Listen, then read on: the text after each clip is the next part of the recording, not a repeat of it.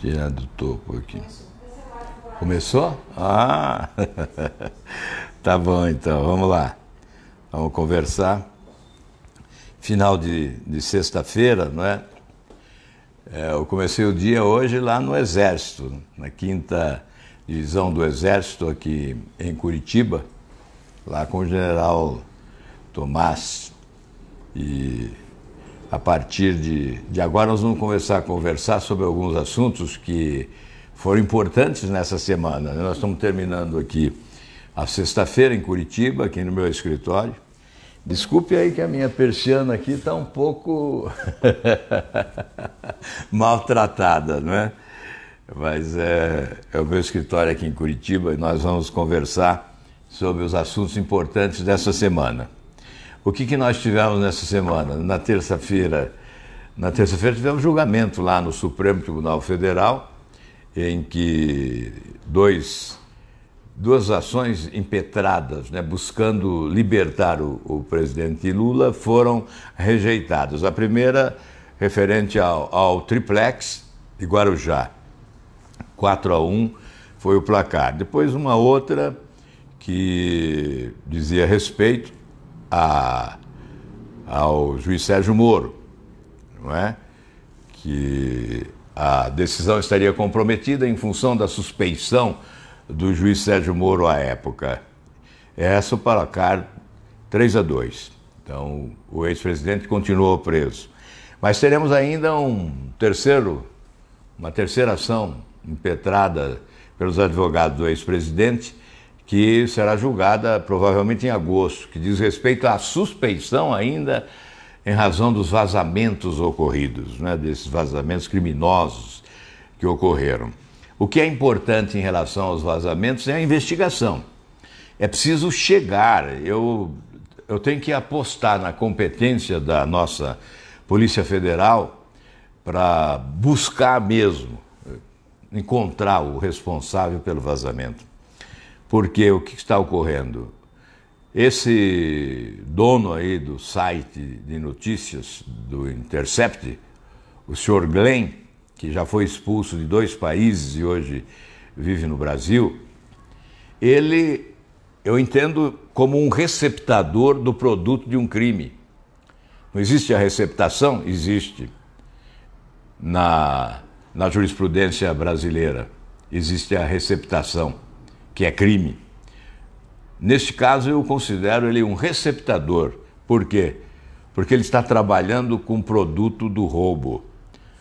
Essas informações que foram recolhidas das mensagens trocadas, especialmente entre o juiz Sérgio Moro e o procurador Deltan Dallagnol, da Força Tarefa da Lava Jato, e outros, né, que foram envolvidos nessas conversas, não é roubaram. São assaltantes da privacidade alheia. E assaltantes devem ser julgados e condenados.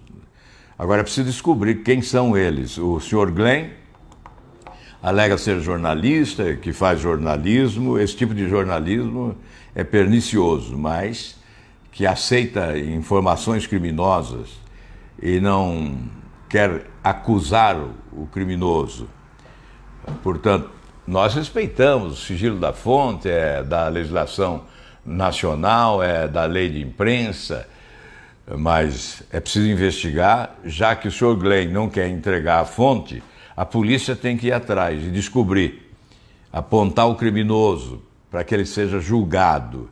E certamente aí ficará estabelecido o conluio entre o criminoso invasor e aquele que foi o difusor da invasão, do crime, do produto do roubo. Então há sim aí um conluio. E se a investigação for bem sucedida, nós vamos desmoralizar essa quadrilha, né? Porque certamente é uma quadrilha que está por trás desses invasores. Ele não fez isso por fazer, não fez isso por prazer, fez isso profissionalmente. Só um profissional extremamente competente é capaz de roubar mensagens do Instagram, não, do Telegram, não é? Porque até então admitia-se a segurança absoluta do Telegram. E houve uma desmoralização com essa invasão e vazamento. Portanto, quem fez isso foi contratado, provavelmente. Não fez por prazer, não fez por deleite, não fez para mostrar a sua habilidade, a sua competência. Há alguém por trás. Obviamente, nós sabemos quem são os principais interessados. Aqueles que estão presos, os bandidos, os criminosos que foram condenados e que desejam a liberdade, com a impunidade derrotando a justiça. Então, obviamente, deve estar por trás alguém que tem esse interesse. Buscar informações que pudessem se constituir munição para os advogados exercitarem essa atividade com expedientes do mundo da justiça, do processo legal, aí para alegar fatos novos, importantes e substanciais que poderiam anular provas, anular sobretudo o julgamento competente que houve, que passou por vários tribunais, não só primeira instância, segunda instância, também o STJ e também o Supremo Tribunal Federal. De qualquer maneira, há por aí, sem dúvida nenhuma, uma quadrilha organizada, um esquema, existe aí o criminoso e o mandante do crime. Então a polícia está encarregada de buscar, de apanhar, de colocar, obviamente, na cadeia. E nós estamos desejando que a polícia seja bem-sucedida nessa tarefa. Porque não se trata apenas de divulgar mensagens simples. Não há simplicidade nisso. Há complexidade. Não há, obviamente, suavidade nesse crime. Há virulência nesse crime. É muito grave. Por quê? Porque envolve prisioneiros, criminosos, assaltantes, gente que foi para a prisão, estão atrás das grades e querem a liberdade dessa gente. Obviamente, se houvesse um precedente e alguém ganhasse a liberdade em razão dessas conversas, não ficaria só no primeiro, outros viriam atrás. Aí nós teríamos, então, a Operação Lava Jato totalmente fulminada, né, destroçada por esta ação criminosa. Então, tivemos esse julgamento, vamos ter esse julgamento agora lá por volta de agosto, e também eu estive lá em Porto Alegre na posse do senhor Vitor Laus, que é catarinense, que foi o desembargador responsável pelo aumento de penas do ex-presidente no caso Triplex do Guarujá, e agora ele passa a ser presidente do TRF4. E o Thompson Flores, que era o presidente, vai para a turma que julga as ações da Lava Jato. Então nós teremos o julgamento agora no segundo semestre de mais uma ação que envolve o ex-presidente Lula. Essa diz respeito ao sítio de Atibaia. Então, a turma será constituída pelos dois que lá já estavam e agora o Thompson Flores, que vai para o lugar do novo presidente, que é o Vitor Laus. Isso, já pega lá a água que eu estou com sede. Então, nós teremos um julgamento da maior importância logo no segundo semestre. Não sabemos em que data ainda, mas a informação é que já há preparo para isso, né? Já há, enfim, o trabalho de avaliação das provas, isso já foi feito, então provavelmente aí agosto, setembro, nós teremos mais esse julgamento em segunda instância de mais uma ação, além das outras que estão por aí ainda, né, na primeira instância. Bem, então este é mais um capítulo superado e vamos para a terça-feira e a quarta-feira no Congresso Nacional, onde também tivemos fortes emoções, porque na terça-feira apareceu na reunião de líderes do Senado o ministro Onyx Lorenzoni e mais o outro ministro que foi para a Secretaria de Governo, o Jorge, e eles trouxeram uma novidade, que o presidente iria revogar o decreto das armas. Reconhecendo o erro, reconhecendo as ilegalidades do decreto, o presidente teve o bom senso de voltar atrás, reconhecer que estava errado e anunciou a revogação do decreto. Discutimos um pouco o assunto, a melhor forma, o melhor entendimento, e o presidente então ficou de manter 2 decretos, né? O decreto da posse, que é de janeiro, e um outro decreto que se refere aos CACs, porque não há aí discussão, não há discórdia, não há contrariedade. Os CACs são os caçadores, atiradores e colecionadores. Então, estes, por decreto, estão autorizados ao porte da arma. E nós aprovamos no Senado, também na quarta-feira, 2 projetos que dizem respeito à posse e porte de arma na área rural. Então, houve uma extensão da posse e a autorização para o porte de arma até os limites da propriedade rural. Então, o homem do campo, aquele que vive longe da segurança pública, não há a guarda para ele, não há guarda armada, não há segurança, então ele está autorizado a comprar a arma, a obter a licença para o porte da arma no âmbito da propriedade rural. Foram 2 projetos e nós votamos favoravelmente. Ainda hoje de manhã, quando eu fazia uma live lá do Exército, né? Alguém que me parece muito apaixonado pelo presidente Bolsonaro e que só vê à sua frente a fotografia do presidente com uma arma na mão, reclamando que nós votamos contra o porte de arma. Veja só, eu já falei isso 200 mil vezes. 200 mil vezes eu já falei isso. Isso, obviamente, é uma figura de retórica, o número, né? Mas falei muitas vezes sobre isso. Falei da tribuna, falei em entrevistas, falei aqui em manifestações ao vivo com vocês, nessa conversa ao vivo. Falei em vários posts aqui na página, no Instagram, no Twitter, no YouTube.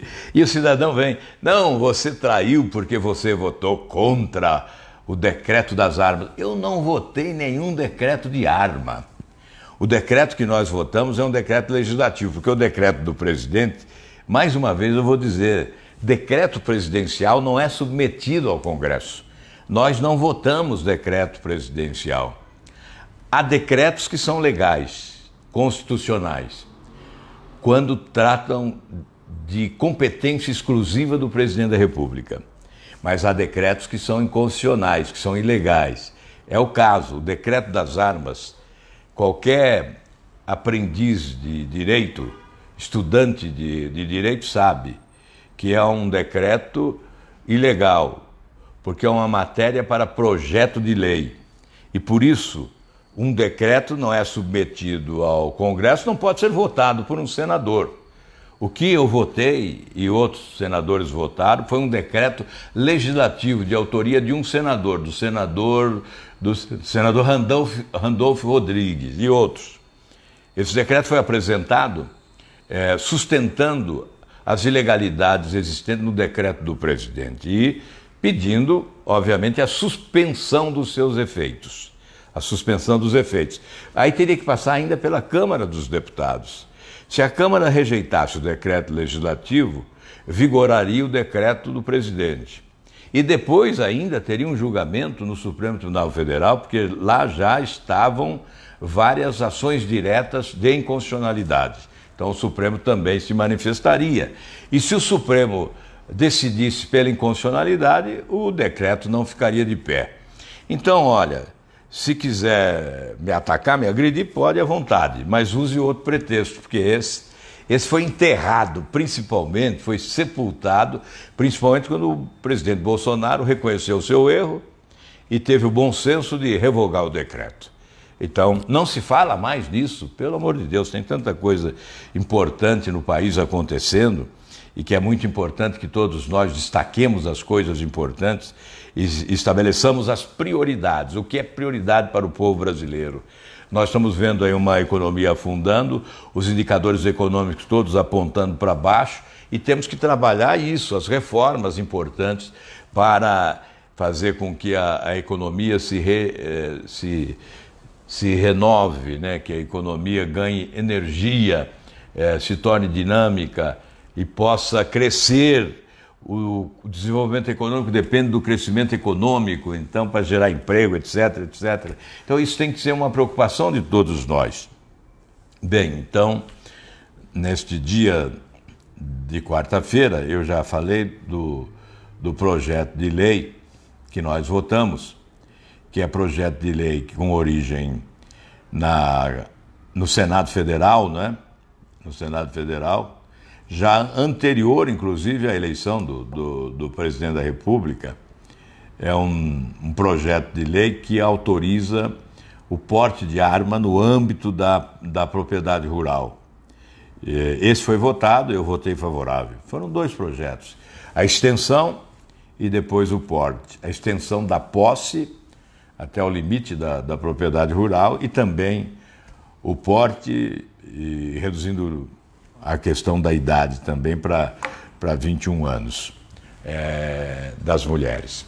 Então, veja bem, quando há projeto de lei, quando há legalidade, não há nenhuma dificuldade em votar a matéria como fizemos. Na verdade, se o presidente tivesse optado pelo caminho da legalidade, esse já seria um problema resolvido sem toda essa polêmica. Então vamos aguardar agora o projeto chegar para que a gente possa deliberar a respeito dele. E na quarta-feira tivemos um dia bastante intenso lá no Senado Federal com a votação de manhã do projeto do abuso de autoridade. Alguns preferiam dizer, olha, estamos votando a lei de combate à corrupção, as 10 medidas de combate à corrupção. Isto não é verdadeiro. Nós não votamos 10 medidas de combate à corrupção, nem aqui nem na China. Na verdade, nós tínhamos lá um projeto há mais de 2 anos sepultado. Por quê? Projeto que teve mais de 2 milhões de subscritores, de brasileiros que assinaram uma proposta inspirada pelo Ministério Público na experiência da Operação Lava Jato. São 10 medidas de combate à corrupção. Os brasileiros assinaram, encaminharam ao Congresso. Tornou-se um projeto de origem popular. Foi submetido à votação na Câmara. Numa triste madrugada, quando caía o avião da Chapecoense e brasileiros sofriam com a perda de familiares, na Câmara, na calada da noite ou da madrugada, se votava o projeto com a sua mutilação. O projeto foi mutilado, foi estraçalhado, virou um Frankenstein e foi encaminhado ao Senado. Ficou na gaveta até que ressuscitasse nessa semana. Aí, de última hora, com emendas orais e escritas de última hora, sem a condensação de um texto para que pudesse ser analisado, apreciado, avaliado e votado. Então as 10 medidas se tornaram 3, depois acrescentaram mais 2 ou 3. E na verdade não são 10 medidas. O que se desejou foi votar a lei de abuso de autoridade embutida nesse pacote. Foi o pretexto, as medidas de combate à corrupção como pretexto para votar a lei impositiva de regulação da atividade dos investigadores e dos julgadores, com o objetivo de limitar a sua eficácia, a eficiência desse trabalho de investigadores, tentando aí mutilar também a Operação Lava Jato, né? Colocá-la de cócoras no chão, para não produzir os efeitos que são cobrados pelo povo brasileiro, para não dar as respostas que são exigidas pela nação. Então é evidente que nós combatemos isso, nós votamos contra e fizemos 24 votos. Agora isso vai para a Câmara e seja o que Deus quiser, né? Não sei o que ocorrerá na Câmara dos Deputados, mas temos que continuar dizendo, não é hora de votar a lei de abuso de autoridade.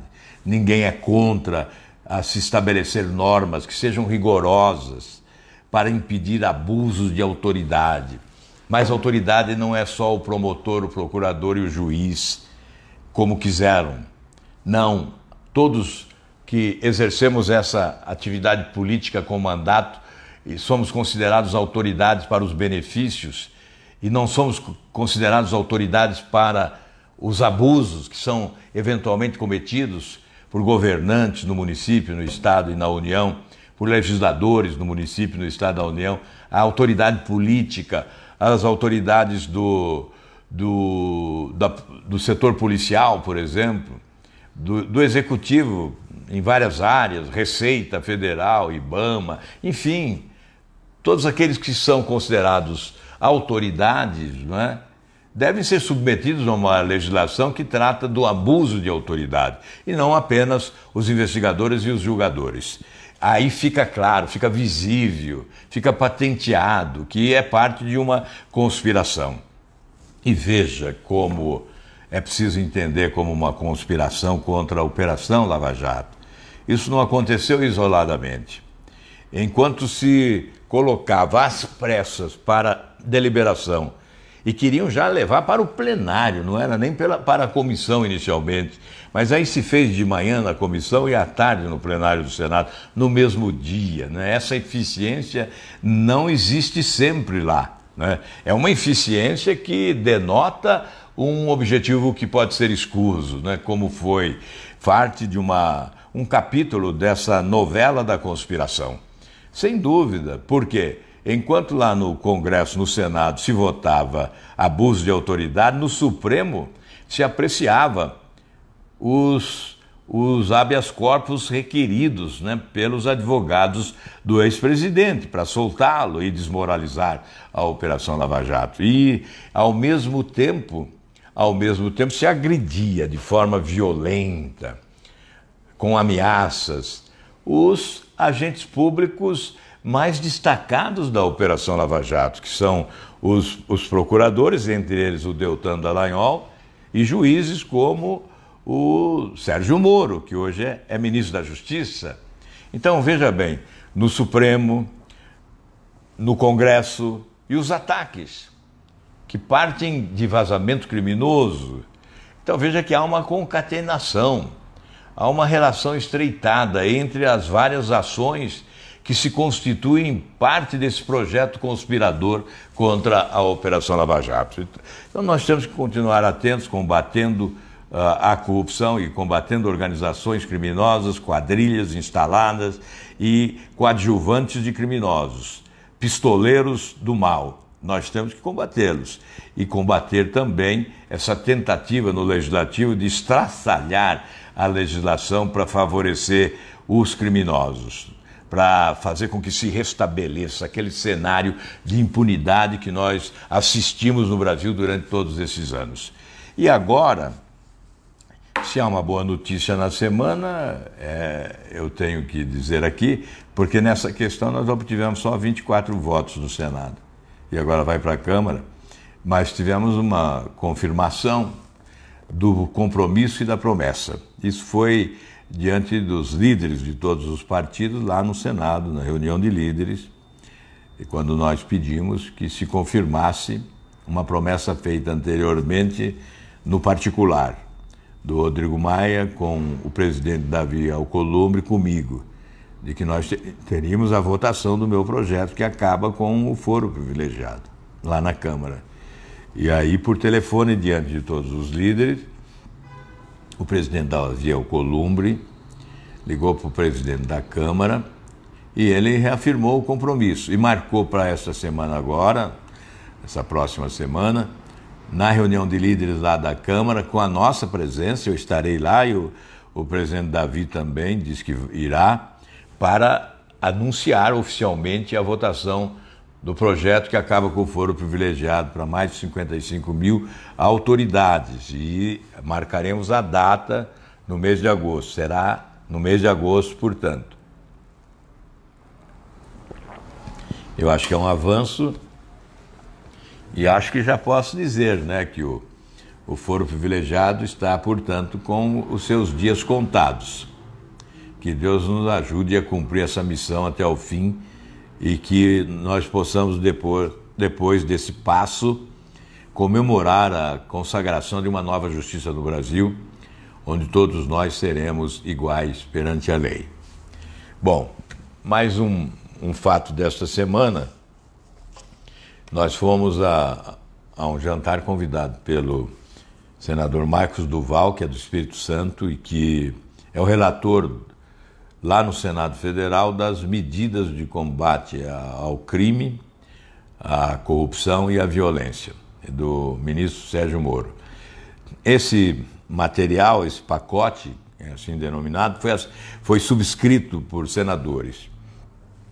Então tivemos o início desse debate, o relator apresentou a nós o seu parecer inicial, uma minuta do seu parecer, e nós discutimos estratégia para a tramitação do projeto. Qual o momento adequado para colocar o projeto e qual a estratégia. Aí sugerimos, vários senadores entenderam que seria a melhor forma do ministro Moro, primeiramente, conversar com o presidente do Senado, e ele fez isso hoje de manhã, num café da manhã, foi recebido pelo presidente Davi Alcolumbre, na presença também do líder do governo, o Fernando Bezerra, e lá certamente discutiram essa tramitação. Nesta semana, provavelmente teremos novidades. Então, qual foi o entendimento com o presidente do Senado para fazer essa proposta andar no Senado? Depois teremos a dificuldade na Câmara, porque a Câmara não gosta de perder protagonismo. Eu não sei se a Câmara aceitará, né, receber do Senado e votar o que chega do Senado, porque aí encurta o caminho. Se a Câmara votar o que chega do Senado, já vai para a Presidência da República sancionar ou vetar. Então, e se a Câmara recomeçar com o projeto original que veio do Ministério, aí ainda terá que ser submetido ao Senado e, se ocorrerem alterações no Senado, retornaria à Câmara. Então é fundamental que a Câmara aceite esta conformação, né, com o Senado votando e depois a Câmara deliberando. Enfim, isto está caminhando. E, finalmente, para encerrar essa conversa, né, falar um pouco mais daquilo que já falei ao meio-dia, que foi a discussão lá no Exército, né, quando nós estivemos lá pela manhã. Primeiramente, numa sessão de tiros, eu não quis atirar, né, porque não quis passar vexame, acertando no calcanhar do suposto cidadão que é colocado lá no estandarte lá,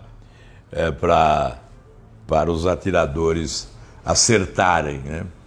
Eu vi lá o senador Eurivisto tentando acertar, ele acertou no calcanhar ou no tornozelo. Eu disse, olha, senador, acho que dessa forma fica difícil aprovar aí o porte de arma para você. Tem que proibir o porte de arma, né? Não, é brincadeira. Ele até acertou uns tirinhos lá. E outros parlamentares também arriscaram os tiros lá hoje, na 5ª Divisão do Exército aqui em Curitiba, no Pinheirinho. Eu não quis dar tiro, não.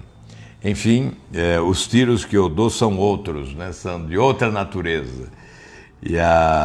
E nós fomos discutir depois a segurança pública, né? Fomos discutir com o general Tomás, que agora será de 4ª estrela, foi promovido para 4 estrelas e irá para o Rio de Janeiro, vai integrar lá na área de educação a elite do Exército Nacional, mas ele ainda tem aqui um tempo, e até julho, me parece, e nós fomos discutir com ele esses projetos contra a violência, obviamente projetos de segurança. Tem o CISFRON, né, na faixa de fronteira, E hoje nós pudemos rememorar, né, que a cocaína passa livremente pela nossa fronteira em toneladas, né? Não é exagero, não. A cocaína, a maconha, o cigarro, né? O grande contrabando de cigarro que vem do Paraguai. Armas também, é claro, menor escala, mas a escala maior é cocaína, que é um produto mais caro, né? E maconha e cigarros. O general nos disse que nesse ano, já em 5 meses, o Exército apreendeu mercadorias no valor de 109 milhões de reais. Veja bem, em 5 meses, só o que foi apreendido, 109 milhões de reais.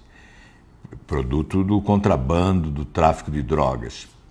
E, por dia, a avaliação que o Exército faz é que há um movimento de 80 milhões de reais nessa tríplice fronteira aqui com o contrabando e o tráfico. Aliás, o Brasil é hoje... Me desculpe aí, eu tenho que tomar água.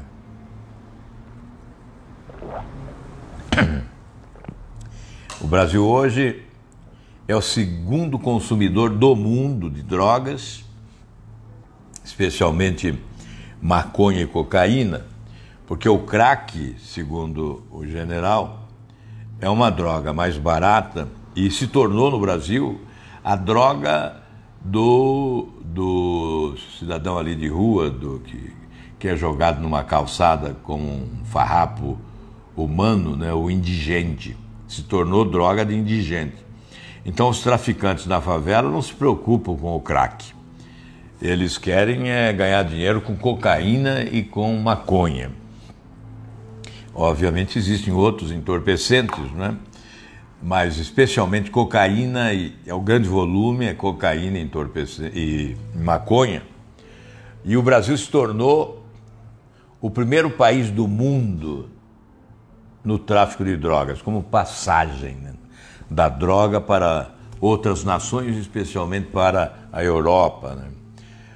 Então, não é um fato isolado o que ocorreu nesta semana com um avião da FAB, que é o avião reserva da Presidência da República, transportando 39 quilos de cocaína.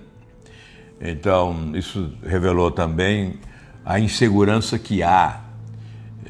O próprio Presidente da República tem que tomar cuidado com essa insegurança visível que se patenteou agora com esse cidadão que foi preso lá na Espanha, né? Transportando num avião oficial, num avião da FAB, que é o avião reserva da Presidência da República, 39 quilos de cocaína. Então, o transporte se dá por aviões pequenos. Então, a fiscalização acaba não alcançando esses aviões pequenos, porque eles voam muito baixo. Voam baixo e ultrapassam a fronteira com o produto do tráfico, né, cocaína, maconha, etc. E possuem depósitos em localidades aí reservadas, depositam, depois vem o caminhão tendo à frente batedores, né? Veja só que esquema sofisticado, né? Caminhões que transportam o produto do tráfico, drogas, né? Especialmente cocaína e maconha, com batedores à frente para levar até a exportação. Esses produtos são exportados para o mundo, né? E o Brasil se torna, então, o primeiro lugar em transferência de drogas para outros países. Isso é lamentável. Então discutimos isso, o que fazer, como combater, né? E sem dúvida o CISFRON é fundamental. O que é o CISFRON? É o Sistema de Inteligência e Monitoramento da Faixa de Fronteira. Ele tem sido promessa de todas as campanhas. Eu mesmo, na campanha eleitoral de presidente, coloquei em debate o CISFRON, dizendo, olha, a falta de recursos paralisou ao início desse projeto, lá em Dourados, tem alguma coisa em Curitiba já, no oeste do Paraná, alguma coisa, mas é incipiente. E houve uma alteração do cronograma, jogou-se para 2030. Então é evidente que equipamentos sofisticados e modernos que podem ser utilizados hoje, em 2030 já estarão defasados, superados, existirão outros equipamentos modernos. Por que esse prolongamento, esse alongamento do cronograma? Exatamente porque não há dinheiro. E falou-se quando eu visitei lá o batalhão, lá com o comandante do batalhão de Foz, que era o Fernando, né? Falou-se que seriam necessários 12 bilhões de reais para completar e concluir o projeto do Cisfrom. Mas ele é essencial. Certamente esses aviões que voam baixo, eles serão alcançados exatamente pelos olhos do Cisfrom, que certamente tem uma capacidade extraordinária de inteligência e fiscalização. Então, isso que nós discutimos hoje, eu acho importante que o Exército Brasileiro contribua agora com sugestões para avançar nesse projeto do ministro Moro de combate ao crime organizado, né? Combate à violência, ao crime e à corrupção. Eu creio que é preciso também libertar o Exército para determinadas atividades, e isso é possível com a legislação. Então, o Exército se sente muito amarrado em relação ao seu desempenho e à contribuição que pode oferecer em determinados setores que dizem respeito ao interesse popular, que é a segurança das famílias brasileiras. Eu acho que é uma boa oportunidade para o próprio Exército, com seus especialistas, sugerirem medidas legislativas para avançarmos ainda mais nesse projeto que está lá, que é o pacote anticrime, antiviolência e anticorrupção. Bem, deixa eu ver aqui alguma coisa aqui para a Dirce Correia César. Eu acredito no presidente Bolsonaro, único presidente honesto até hoje. Nunca teve presidente até hoje, esse o primeiro presidente de verdade. E o último, aproveita, esse não vai ter mais. Bem, isso é uma opinião da Dirce, o tempo dirá, o tempo é o senhor da razão. Tomara que tudo isso aconteça, que esse milagre ocorra, tomara. Nós torcemos muito para isso, queremos ajudar, queremos contribuir, trabalhamos a favor do Brasil, queremos que dê tudo certo, mas é preciso ter muita cautela na avaliação que se faz, porque as opiniões são contraditórias e nós temos que respeitar todas as opiniões. Vera Lúcia dos Santos, sou sua admiradora. Obrigado, Vera Lúcia. As suas palavras bem na nossa linguagem. Muito obrigado, viu? O Emanuel Carvalho Melo, todos deveriam ser revistados sempre. E nem deveria haver regalias do passaporte diplomático, é isso? Pulou aqui. Do passaporte diplomático. É o Emanuel Carvalho. Olha, Emanuel, esse passaporte diplomático é uma bobagem, né? Em algumas regiões do mundo, em alguns países, é pior o passaporte diplomático. Ele não traz nenhuma vantagem, ao contrário, traz uma investigação maior. As autoridades policiais e fazendárias de outros países investigam mais o cidadão que aparece com o passaporte vermelho, que é o nosso passaporte diplomático. Não há nenhuma vantagem. Me parece que a única vantagem que eu vi é que existe lá a possibilidade, na hora que você chega no país, não é? Ali na migração, que você pode passar por uma porta que tem menos fila, que é onde passam o pessoal da aviação, não é? E outras autoridades. Passam por aquela porta, então tem uma fila menor. É a única vantagem, de resto não há nenhuma vantagem. Com passaporte diplomático também é investigado. Eu não sei por que querem tanto o passaporte diplomático. Olha, eu posso trocar o meu tranquilamente. Aliás, de vez em quando eu uso o meu passaporte italiano, porque aí não é diplomático. Eu prefiro usar, especialmente na Europa, o passaporte italiano. Eu tenho dupla cidadania, tenho também a cidadania italiana. Embora o meu sobrenome seja Dias, há um sobrenome que é Fregadoli, que é da minha mãe, né? Da família da minha mãe. Então, que tem esse pé na Itália aí. Emanuel Carvalho Melo, esse que falou sobre a revista, né? O Fernando Toledo, boa noite, senador. Presidente em 2022, ganha no primeiro turno. Obrigado, Fernando. É um estímulo que você me traz, é claro, eu fico feliz, honrado, mas passa muita água debaixo da ponte até 2022 e nós temos que ter o pé no chão, né, Fernando? Muito obrigado mesmo. A José Alves Bonfim, boa noite, obrigado, boa noite. Rita de Cássia Santiago, pacote anticrime já. A Lúcia Maria, aí também, Lúcia Maria Guerra também fala o 22, obrigado. Magda Isa, sou sua fã, e do Bolsonaro também. Obrigado pela parte aí que me toca, o Magda, muito obrigado. E Ana de Castro, o senhor é um homem sério, gosto de ouvi-lo, obrigado, muito obrigado pelo estímulo. Iderluz PS, votei no JB porque prometeu em campanha. Ele está cumprindo, mas o Congresso só joga contra o povo. Olha, eu quero dizer a você, Iderluz, eu sou crítico do Congresso, né? Sempre fui. Combato. Quando o Congresso demora, por exemplo, eu tenho 28 projetos parados na Câmara dos Deputados. Então é claro que eu condeno a lentidão, eu quero a coisa rápida, depressa e tal. Inclusive o foro privilegiado, que agora espero que seja votado em agosto. Mas em relação, o governo não pode reclamar do Congresso, isso eu digo com a maior tranquilidade. Os projetos do governo não estão parados, não estão morrendo na gaveta, como os meus, não é?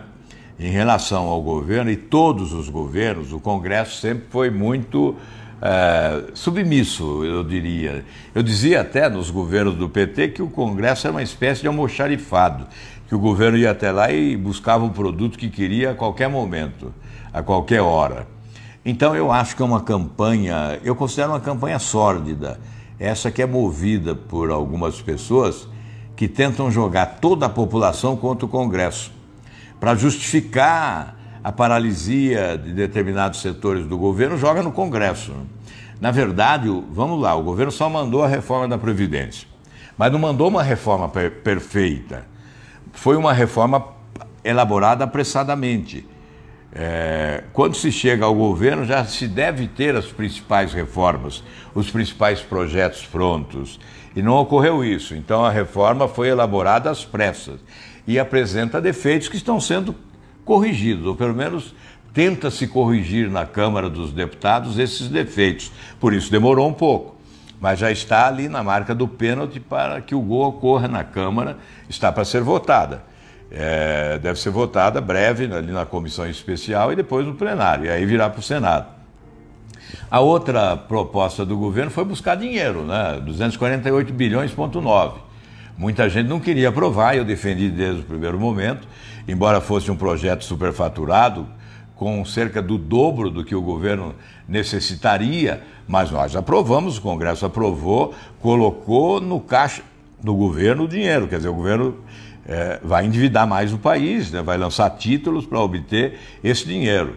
Então não é festa, não é cortesia, nós não podemos comemorar isso. Isso é endividamento, aumento da dívida. Com isso, os banqueiros festejam, né? Fazem a festa. Mais títulos públicos emitidos e juros pagos aos nossos banqueiros que engordam o seu patrimônio. Mas o Congresso aprovou, o governo precisava, não atrasou, votou em tempo, evitou a afronta à tal regra de ouro que leva ao impeachment. Não dá para reclamar. Reforma administrativa da mesma forma, tudo que o governo quis conseguiu. Até nós queríamos mais do que o governo conseguiu. Fomos ao Supremo para garantir COAF no Ministério da Justiça, mas o governo não quer. O governo fez outra medida provisória para colocar o COAF no Ministério da Economia. Então, nós queremos lá na Justiça. O governo inicialmente disse que queria na Justiça, mas agora parece que não quer mais. está colocando no Ministério da Economia. Mas o Congresso aprovou tudo que o governo quis. Não alterou nada, aprovou tudo que o governo quis. A única alteração foi o COAF, colocada no Ministério da Economia. O governo vetou, mas fez medida provisória, colocando de novo no Ministério da Economia e não no da Justiça. E o Supremo certamente atenderia o nosso pleito de invasão de competência do Congresso, porque não caberia o Congresso mudar uma determinação do presidente em matéria de reforma administrativa, e o COAF ficaria na Justiça. Mas o governo não quer mais o COAF na Justiça, porque já editou uma medida provisória que coloca o COAF no Ministério da Economia. Então, qual outra proposta do governo que parou? Não há mais nenhuma. Reforma tributária o governo não mandou. Nós estamos tentando fazer lá no Congresso. Agora, na Câmara já há uma proposta de reforma tributária e nós vamos apresentar no Senado também. O governo não mandou mais nada. Não há o que reclamar. Não pode reclamar. Me desculpe. Aqueles que são apaixonados pelo Bolsonaro, sorte do Bolsonaro, que tem essas pessoas apaixonadas. Mas nós não podemos mudar a realidade dos fatos. Nós temos que ser sinceros. Nós temos que ser francos. Neste caso, o Congresso não está atrapalhando o governo. Não coloquem desta forma. O Congresso quer ajudar, porque atacar o Congresso é atacar a democracia, o Estado de Direito. Certamente aqueles que desejam intervenção militar atacam o Congresso. Pode estar ele produzindo ou não, será sempre atacado por aqueles que querem a intervenção militar, e nós não fazemos essa opção. A nossa opção é a democracia, é respeito às liberdades individuais. O povo tem que ser livre, tem que decidir o seu próprio destino, então nós somos da democracia. Bom, dito isso, vamos em frente. E olha, e comigo eu quero dizer, o presidente Bolsonaro pode contar com tudo que for necessário para o bem do Brasil. É claro que, se eu não concordar com determinada medida, vou dizer, não concordo por isso e por aquilo, vou explicar, não vou avalizar o erro, mas tudo que for bom pode contar comigo, inclusive com muita agilidade, com muita celeridade, com muita rapidez. Se o governo quiser agilidade na aprovação de algum projeto, que determine lá, que me coloquem como relator, como eu já fiz em outros tempos. Eu era oposição ao governo de Fernando Henrique Cardoso e eu fui o relator da Lei de Responsabilidade Fiscal. Consegui aprovar na Comissão de Justiça em uma semana, resistindo a todas as pressões de prefeitos e governadores. Então, se quiserem serviço rápido, eu estou à disposição. Aqui o Malcolm Braga. Boa noite, meu amigo. Boa noite, Malcolm. Obrigado mesmo. Luciano, senador Luciano Nunes, faz o reparo de sua persiana. Boa, Luciano. Aí, ó, tá vendo? Acho que eu vou aceitar uma ajudazinha aí para comprar uma persiana nova. O persiano tem razão, né? A persiana atrás aí, tá quebrada. Fica feio no vídeo. Mas eu fiz questão de mostrar aqui o que existe aqui no meu escritório, né? Aliás, eu quero dizer ao Luciano que eu não uso a verba indenizatória para manter o escritório, então é do meu próprio bolso, viu? Então eu dispenso a verba indenizatória que agora parece que é mais, eu nem sei quanto é, mas era 15 mil reais por mês, agora acho que é mais. Então, mas como eu não uso, não sei quanto é hoje. A Jandira, sou fã, sua fã e também do Bolsonaro. Obrigado, Jandira. Sônia, pacote anticrime já. Irani Soares, senador, tenho gostado do seu comportamento no Senado, sempre coerente. A propósito, hoje, de manhã, alguém disse que só agora que eu estou querendo fazer alguma coisa. Aí, na verdade, eu pensei o seguinte, esse cidadão acho que morava em Marte, ou, quem sabe, na Lua, porque a minha luta vem de longe, São muitos anos de luta na atividade pública. O governo do Paraná, com realizações incríveis aqui, certamente o maior programa de obras realizado, superávit no final da gestão, 90% de aprovação da população, graças à bondade do povo do Paraná, mas um grande governo, né? E depois no Legislativo mais de 200 projetos já aprovados, projetos importantíssimos, como o voto aberto, como por exemplo o fim do foro privilegiado, a relatoria no Plano Nacional da Educação com mais de 50 propostas minhas aprovadas no plano, enfim, a lei de responsabilidade do desporto, estatuto do torcedor, alterações que foram feitas. Eu não vou continuar aqui relatando. E o combate à corrupção, que não é de hoje, não é de hoje. Eu não nasci ontem para o combate à corrupção. Faz muito tempo que eu nasci no combate à corrupção. E vivo combatendo a corrupção, porque essa é a minha principal bandeira.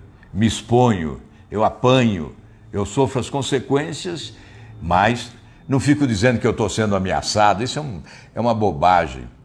Dizer que está sendo ameaçado para obter segurança? Não, eu nunca disse que estou sendo ameaçado. Eu recebo ameaças sim, mas nunca digo. Eu acho que não vale a pena ter medo, né? Eu ando de cabeça erguida e com coragem, sem segurança e sem carro blindado, viu? Esses que estão colocando aqui essa brincadeira, comigo não tem isso não. Então, olha, Oswaldo Brito, boa noite, Oswaldo, obrigado aí. Alexandre, a luta continua. Geraldo Belo, mas com certeza que o presidente Bolsonaro é ótimo, maravilhoso. Parabéns a você que defende tanto o presidente. Eu acho que nós temos que respeitar as opiniões. E quem gosta do presidente tem que dizer que gosta mesmo, né? Quem não gosta tem que dizer que não gosta. É democracia e nós temos que respeitar. João Carlos, parabéns, obrigado. A Joselita das Virgens. É preciso que os políticos ajudem. Concorda, senador? Claro, tem que ajudar o povo a poder viver melhor, né? Oferecendo oportunidades às pessoas. Se você quer combater a miséria, a pobreza, ofereça oportunidades. Porque o povo quer mesmo oportunidade, não quer esmola não. Então é isso aí. Enfim, vamos lá, Henrique deixa eu ver o que o Henrique diz aqui. Sou paranaense e o meu pai já é policial rodoviário federal. Uma das coisas que deveria melhorar é a questão do scanner contra os contrabandos. É verdade. Existe scanner, mas é insuficiente. E ocorre que esses scanners sendo utilizados, e principalmente porque são poucos, né, eles provocam um enorme congestionamento do trânsito nas estradas. E por essa razão, então, por amostragem que é feita a fiscalização.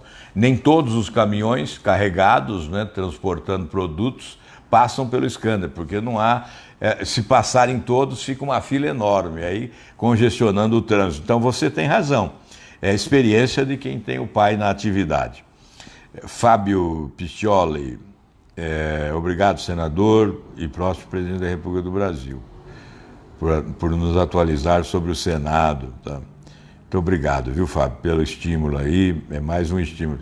Silvano Silva, sou de Cianorte e curto seu trabalho. Ô Silvano, eu gosto muito de Cianorte, você sabe disso, né? Quantas vezes fui a Cianorte? Aí aqueles comícios em frente da catedral. A campanha das diretas, por exemplo, fizemos um grande comício aí em frente à catedral de Cianorte. E muitas realizações no nosso governo também aí. Se você andar pelas rodovias aí ao redor de Cianorte, vai encontrar algumas placas ainda com aquela casinha, né? Alexandre, dias de luta. Muito obrigado, Alexandre. O Geraldo Brito, boa noite, obrigado. Olha, tem muito comentário aqui. Eu vou o senador do Movimento República do Brasil apoia Álvaro Dias. Marcos Aquila, doutor Marcos Aquila é do Rio de Janeiro. Que prazer vê-lo aqui conosco. Eu o conheci lá no Rio de Janeiro. Um grande abraço, Marcos, uma pessoa incrível, inteligente, preparada, lúcida, corajosa, capaz de colocar as suas ideias, de defender o país. Muito obrigado, Marcos Aquila. O Vaneide, olá, senhor. o Marcos aqui, se não for do Rio de Janeiro, me desculpa, porque é tanta gente, eu acabo, mas eu estou com a impressão que é do Rio de Janeiro. Se for a pessoa que eu estou imaginando, é do Rio de Janeiro. Depois eu vou perguntar para a Ana Cristina, que ela sabe. Vaneide Candorinho. Olá, senador, não ligue para esses petistas que não o conhecem. Muito bem, eles deviam conhecer, porque nesses 15 anos aí eu bati demais no PT, né? O dia que eu não batia, eu não conseguia dormir direito, porque achava que não tinha cumprido o meu dever. Então, certamente... Luana Rangel. Luana, obrigado, Luana. Antônio Marcos Moura. Obrigado, Marcos Moura. Ele diz aqui, as ideias do Bolsonaro põem o Brasil no caminho certo. É o que eu desejo, né? Embora a gente pense diferente em muita coisa, mas eu desejo que tudo dê certo. Egomar, assim como na Justiça, não sou pelo fechamento do STF, não sou pelo fechamento do Congresso. A democracia tem que ser preservada. O problema, assim como no STF, são alguns ministros, no Congresso são a grande parte dos congressistas. Para esses mais ministros e mais congressistas, o Brasil não é o objetivo, não é a razão de estarem lá, na posição considerados autoridades. Muito bem, Egomar. E tudo isso começa no voto, né? Nós somos vítimas das nossas escolhas. Quando nós votamos mal, isso em relação ao Congresso, não em relação ao tribunal. Quando nós votamos mal, nós vamos pagar por termos votado mal. Somos vítimas das nossas escolhas. Então é preciso muito cuidado nas eleições, olhar bem o passado de cada um e o comportamento de cada um, as ideias de cada um também, né? A Maria Eduarda Costa Neves, obrigado. Muito obrigado pelo estilo. Marcos Daros, obrigado. Antônio Marcos Barra Moura, já falei, né, dele. O Antônio Marcos, já falei, ele entrou novamente aqui. Também queremos o porte de armas, uma opinião que nós respeitamos. Souza Reis, parabéns, muito obrigado. Magda, Isa, poucos falaram e cobraram o que você cobrou nas eleições. Pena que não ganhou. Obrigado, Magda. Sinceridade em primeiro lugar, né? Isto eu pago caro por ser sincero. E muitas vezes, ao invés de ganhar voto, eu perco, por ser sincero, né? Talvez tenha ocorrido isso nesta campanha eleitoral. É preciso dizer a verdade sempre, não importa as consequências. Geralda Belo, aqui na nossa casa nós gostamos muito da sua pessoa. Obrigado, Geralda. João Santos, boa noite, obrigado. Emanuel Carvalho Melo, muito obrigado. Enfim, é muita gente aqui, não é? Então, como caiu aqui a audiência, quando a gente começa a responder aqui, cai um pouco aqui, eu vejo aqui que cai um pouco o acompanhamento. Mas vamos encerrar então. O senhor é o melhor senador do Brasil, Socorro Souza, obrigado. Daniel, obrigado. Tailândia, Maracajá, Canuto, Belmiro, obrigado.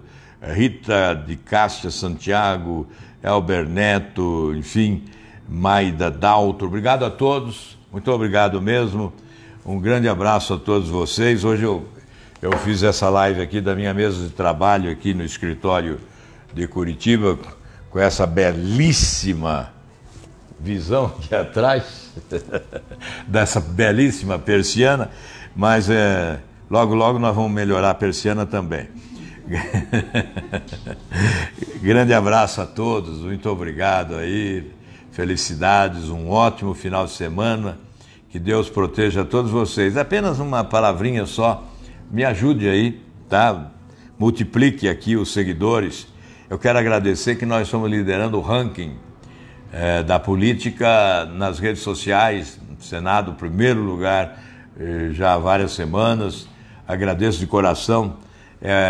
Você que me ajuda nisso, vamos multiplicar, vamos pedir para outros seguirem no Twitter, no Instagram, aqui no Facebook, também no YouTube. Vamos inscrever lá no YouTube. Você que está nos acompanhando aqui no Facebook, por favor, se inscreva também no nosso canal do YouTube para colaborar conosco, para ampliar a nossa voz, torná-la mais forte, fazer com que ela chegue a mais brasileiros, né, todos os dias, porque nós queremos pregar o bem do país, a construção nacional, a refundação da República, queremos reduzir as desigualdades, oferecer oportunidades, melhorar a vida da nossa gente. Que Deus nos ajude, um feliz final de semana a todos vocês.